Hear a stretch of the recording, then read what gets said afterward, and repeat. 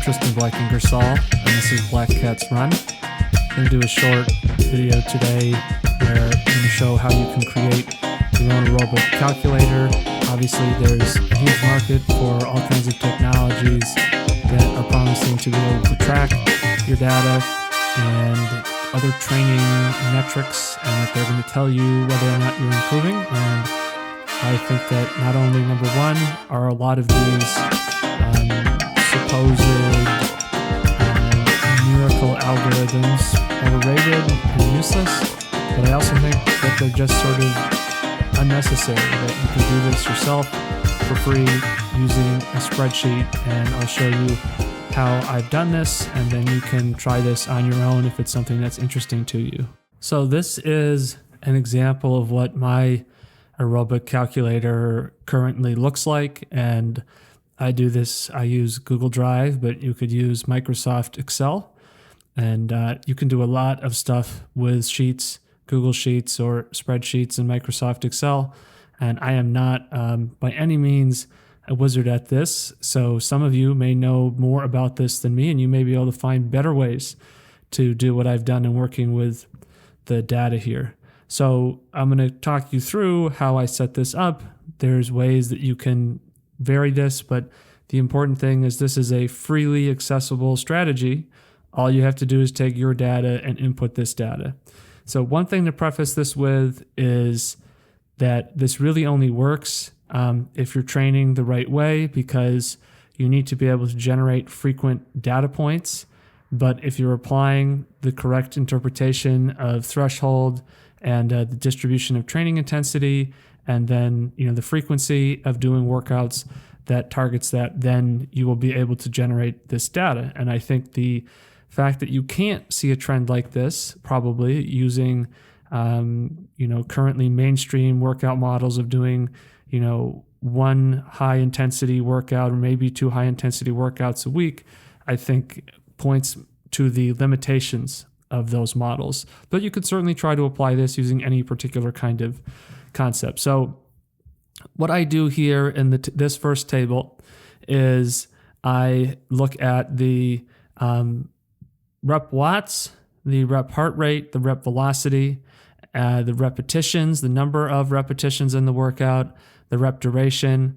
I'm also tracking the recovery duration and the recovery watts. And I'm getting this data from my file from my watch. And then I'm also using the stride pod, which is how I'm getting these watts. You could do this without a stride pod.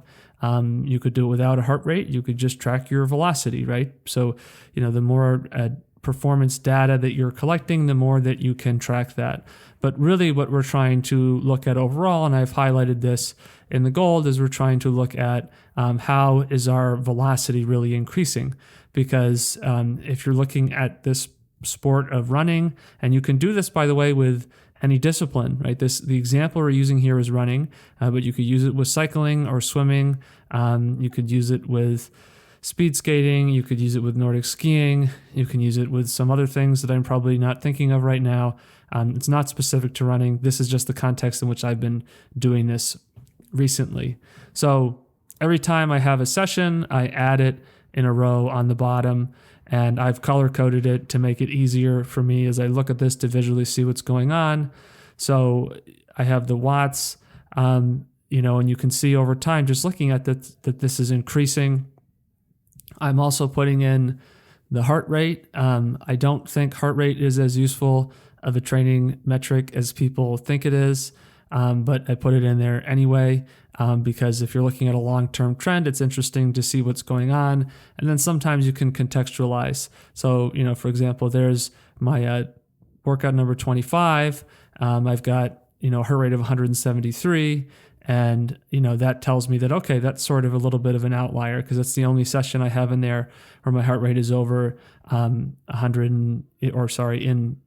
in the 170 plus range. And then the most recent session I did, which was this morning, I had taken some days off because after doing a big gravel race, that was about 4 hours, my hamstring was pretty trashed. So I, only did a couple runs in the last 10 days. And so get back into the running and my heart rate's a little bit elevated, right? So but I can look at this and I can look for these general trends, and I can also put a check on myself, right? Okay, where am I overreaching, right? Some people, especially in triathlon, like to think about the whole fat metabolism versus glycolysis or glycolytic power. And, maybe you can make the argument that, well, if you have an anomalously high heart rate, is that an indication that you're not progressing within your aerobic capacity, within your aerobic threshold, but you're actually just creating more speed by relying more on that so-called glycolytic energy system. I also track the number of repetitions, and then the duration, I think, is important. And then I also want to look at the recovery. A lot of times people don't think about that. Some people just stand around during recovery. I've, by and large, never been a fan of that. I think you should want to keep moving. I also think if you're training aerobically and you have to come to a complete stop for your whole recovery, that's not so great. And you can see I have had a lot of short recovery durations here. And then recently I've been experimenting the last couple of weeks with some longer recoveries as a strategy to see if I have a combination of short recovery and long recovery threshold workouts. Will that further increase the frequency which I can do these workouts? Because basically my goal is to get to the point where essentially, except for the endurance runs, I really want all of my training sessions to be some version of threshold and using these intervals to organize that. And then I also like to track consecutives, because one of the things I'm trying to do is I'm trying to get more and more into doing these workouts 2, 3, 4, 5 times in a row. And there's a couple times when I've done that, but so this tells me, okay, am I increasing my consecutive level of my training? And then I also just make note of the terrain, right? And I started out this summer doing a lot of this on the track, trying to control my intensity. Then it was in Maine for a little while, and I did some of this on dirt roads. And, lately I've been doing it more, on roads, whether they're rolling or just sort of predominantly flat. And the flatter roads are good for me because when I start going uphill, my watts go up really, really fast and I start dog trotting, and I don't think that's very productive. So I track this data here, and then to look at the trend, you really have to look at the trend over time. So in this second table, what I do is I put the date of the workout, and then, counting forward, I'm saying, okay, what day number is this from when I started? So you got to do a little bit of math there, but it's not that complicated. And this is a way to show density of training too, right? So again, thinking about the consecutiveness of the training as something that's important. Frequency, the more, the narrower, or the, I don't know what the term would be, the better your consecutive factor is, I think the more adaptation are going to occur. But this is where you could then, depending on how statistically inclined you are, you could probably play around with like tracking, okay, does my rate of progression, how is that influenced by whether or not I'm training consecutively? And so I'm sort of getting ahead to some of the conclusions and what's the utility of using this calculator strategy. And we'll get more into that in a second. But so then I'm choosing right now to look at the training pace, the training watts, the training heart rate, and the recovery watts. And then just for fun, out of curiosity, I went down here and put the average. So you can look and you can see that's another. You could look at intermediate averages too. You could average every 5. You could have, if you do 4 workouts a week, you could take an average for every week's workouts, right? There's, again, different ways that you could try to look at and seek out patterns in the data. So then using this, you can, if you don't know how to do this, you can just insert a chart. So you can just highlight the data that you want, and then you can go in Google Sheets, you go up to the insert chart and you select chart. And then what you want to do is you want to have a scatter plot. And then all of the series of data that you've highlighted are listed here.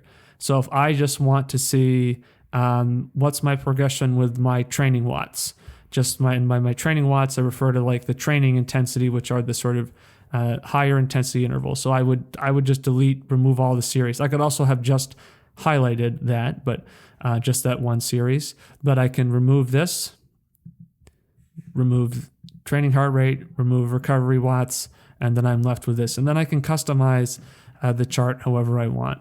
right? So I can change that. I can put in title, subtitle. I can label the axes if I want to. With the series, I can change the point size. So maybe I want to make that smaller. I can turn on data labels, and then you can also insert the trend line, and then you can show R squared to right. So how close is the data tracking that trend? And I think that's also an interesting thing to think about. And another thing you could do is you could look at chunks of 10 workouts at a time. And I haven't, bothered to do this yet myself. I'm sort of waiting to get more data. But you could look at blocks of like 5, 10, or 15 workouts, and you could say, what's the trend line within each of those blocks, right? And you could say, okay, are any of these blocks, do they have a better R squared value? And if that's the case, does that mean, well, that's a training pattern that's more effective, right? So here you can reach your own conclusions when you look at that. You can also change the scales of the axes. So like on the vertical axis, right, if you don't like this, you could just sort of say, well, look, my data only starts at 300 watts, so I can change my minimum value to, let's say, 290. Okay, and when you do this, you start to shift this around. So I have gone ahead and I have these charts below. So I have a graph here where I have training and recovery watts over time, and we can maybe make this a little bit bigger. Yeah, so we have training and recovery watts over time, and we can see that these trends, right? And the R squared for training watts, the intensity intervals, the on intervals, however you want to think about that is 0.815. For recovery watts, 0.809. And one of the interesting things I can see when I put these on the same graph is that the space, the sort of like differential between the recovery watts and the intensity watts, seems to be shrinking, right? And like in theory, if this continued at some point, they would intersect. And, I could ask, I don't necessarily want that to be the case.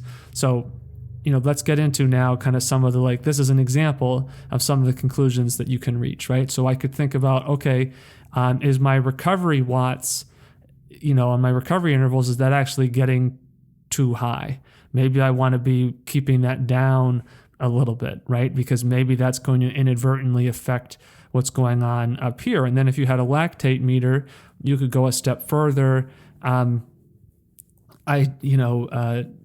don't necessarily use the lactate strips in my workouts because it's not really convenient for me to carry the meter with me. But like because I go at 5:30 in the morning and it's usually, dark out for a portion of the workout, and it's just going to get darker and darker. And I'm just trying to get it done because I have to go to work. So I don't really have time to stop and do that, but you could do that and you could collect that data, and that would be another thing that you could take a look at, or if you finish the last rep at the car, if you go park somewhere, at your front porch, whatever, right, you could have the lactate meter, pick it up, check it right away, and you could track that and say, well, what does that look like, right? And then you could theorize, is having the gap between the recovery watts and the intensity watts, is that maybe messing up your lactate balance, what you're looking for there? Are you becoming too much? Are you accumulating too much lactate? Are you putting more stress than you want, which is going to lead to more fatigue, and that's going to depreciate your frequency or your consecutive factor in your training.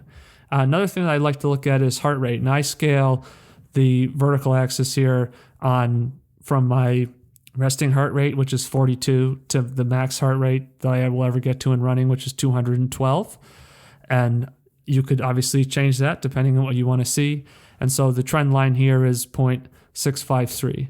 And, my feeling is when I look at that data and I compare it to my watts, that I feel that what I'm seeing is that although my heart rate has tended to rise over the last 71 days of these workouts, it's not nearly to the degree that the watts have gone up, right? And you can see this reflected when we make this comparison. And I think that's good. And then I think as more time goes by, right, that's something that I want to be thinking about. I'm also going to do an episode where I talk about heart rate use in training in general. I do not agree that trying to absolutely keep your heart rate down is good, is beneficial. I think if you look at it after the fact, you're like, whoa, my heart rate was low, that's good. But to use that as a training intensity indicator, I don't think that's actually as useful as people think it is. So I think a part of that is, not to get into that whole concept for that episode, but heart is something that is being trained too, right? The heart's a muscle. I think that that's important to think about, right? Is having a slightly higher heart rate, is that actually a good thing? And does the intervals allow you to do that? And are you actually getting a training benefit from doing that versus saying, no, I must keep the heart rate below blank at all costs?